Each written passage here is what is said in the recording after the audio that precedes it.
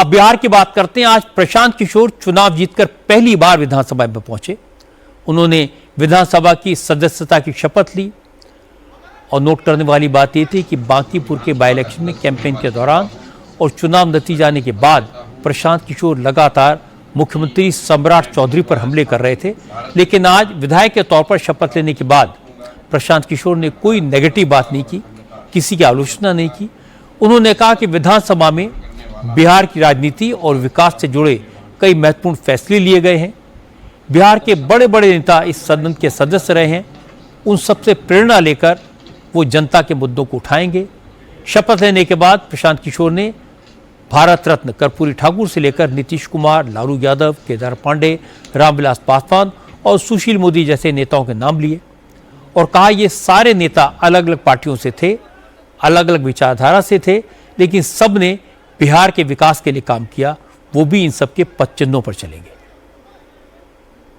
बिहार के जिस सदन में भारत रत्न कर्पूरी ठाकुर जी, श्री कृष्ण बाबू, अनुग्रह नारायण साहब, नीतीश कुमार जी, लालू जी, केदार पांडे साहब, रामविलास पासवान जी और सुशील कुमार मोदी जैसे लोग सदस्य के तौर पर काम कर चुके हैं, उस सदन का सदस्य बनना मेरे लिए गौरव की बात है।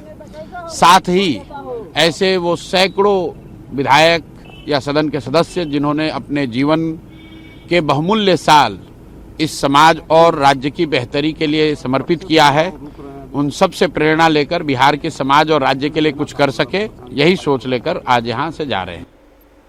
बांकीपुर का एक चुनाव जीतने के बाद प्रशांत किशोर बिहार में हीरो बन गए हैं। आज भले उन्होंने सम्राट चौधरी का नाम लिया हो, लेकिन उनका फोकस सम्राट चौधरी पर ही है और वो बार बार बताते हैं कि सम्राट चौधरी न पढ़े लिखे हैं, न कॉम्पिटेंट हैं। जब तक वो बिहार के मुख्यमंत्री रहेंगे, राज्य का भला नहीं होगा और ये बात धीरे धीरे लोगों के गले उतरने लगी है। बिहार में प्रशांत किशोर अकेले सम्राट चौधरी के नाक में दम कर देंगे।